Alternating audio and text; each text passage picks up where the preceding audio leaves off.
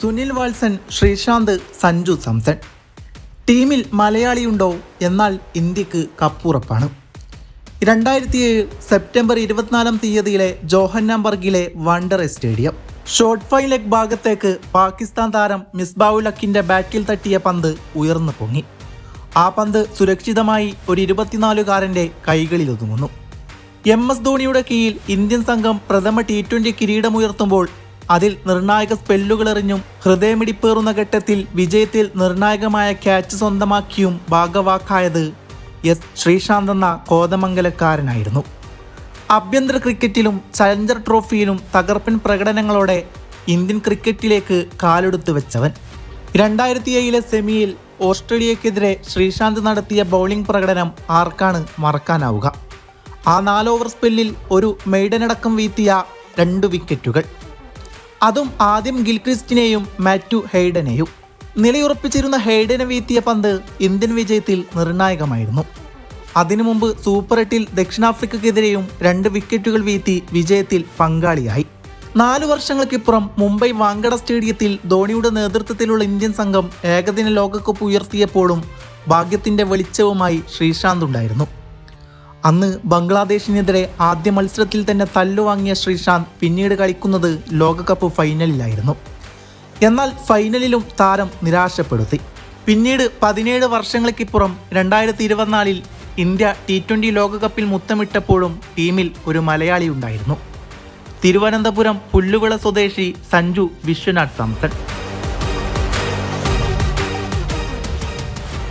അന്ന് ഒരു മത്സരത്തിൽ പോലും അവസരം ലഭിക്കാതെ ടൂർണമെന്റ് പൂർത്തിയാക്കിയ സഞ്ജുവല്ല ഇന്ന്.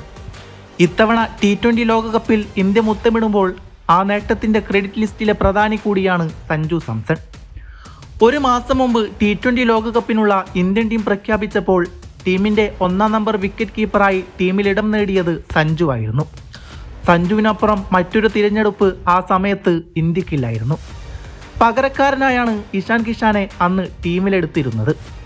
ശുഭ്മാൻ ഗില്ലിനെ മാറ്റി സഞ്ജുവിനെ ലോകകപ്പ് ടീമിൽ ഉൾപ്പെടുത്തിയ സെലക്ഷൻ കമ്മിറ്റി അന്ന് ഏറെ കയ്യടി നേടുകയും ചെയ്തു.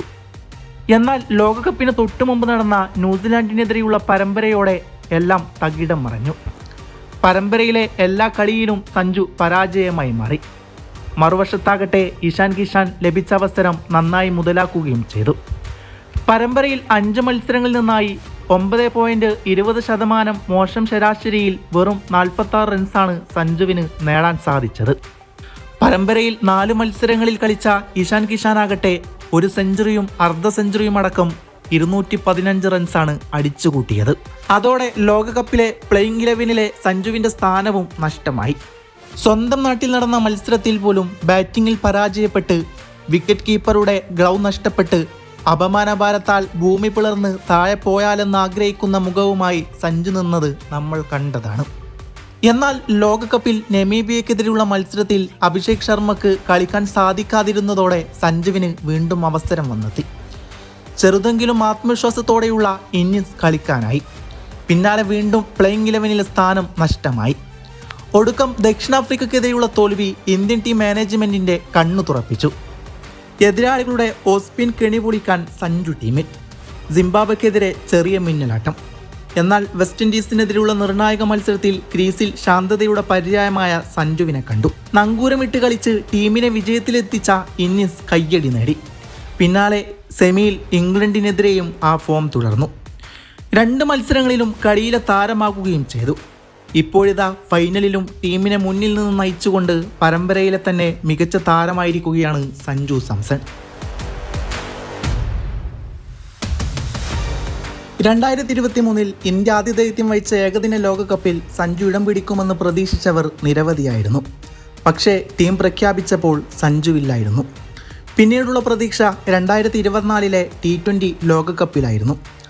മാസങ്ങൾക്കു ശേഷം നടന്ന IPL-ൽ രാജസ്ഥാൻ റോയൽസിനായി തകർത്തു കളിച്ച സഞ്ജു ലോകകപ്പ് ടീമിലെ സ്ഥാനം പിടിച്ചു വാങ്ങുകയായിരുന്നു. പക്ഷേ ടൂർണമെന്റിന്റെ ഭാഗമായി ബംഗ്ലാദേശിനെതിരായ സന്നാഹ മത്സരത്തിൽ നിരാശപ്പെടുത്തിയതോടെ പിന്നീട് ലോകകപ്പിലെ ആദ്യ 11-ൽ താരത്തിന് അവസരം ലഭിച്ചില്ല. സന്നാഹ മത്സരത്തിൽ തിളങ്ങിയ ഋഷഭ് പന്ത് ടൂർണമെന്റിൽ ബാറ്റ് കൊണ്ടും വിക്കറ്റിന് പിന്നിലും ഭേദപ്പെട്ട പ്രകടനം പുറത്തെടുക്കുകയും ചെയ്തു. എന്നാൽ രോഹിത്തിനോടൊപ്പം കിരീടമുയർത്താനുള്ള ഭാഗ്യം സഞ്ജുവിന് കൈവന്നു. എന്നാൽ ഇത്തവണ ടീമിന്റെ കിരീട വിജയത്തിലെ നിർണായക സാന്നിധ്യമാകാൻ സാധിച്ചിരിക്കുകയാണ് സഞ്ജു സാംസണ്.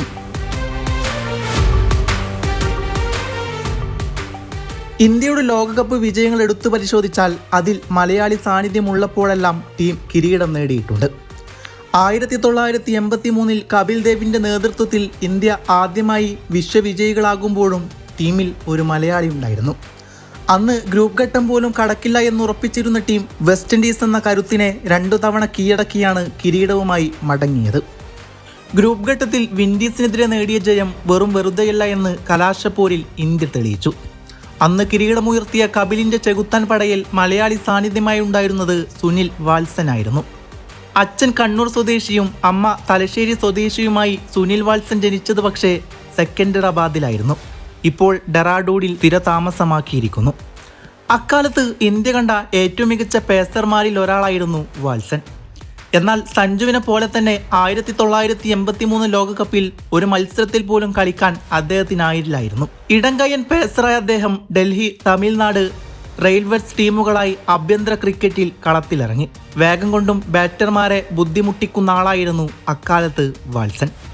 ആ വിലാസമാണ് ലോകകപ്പ് ടീമിലേക്കും വഴി തുറന്നത്.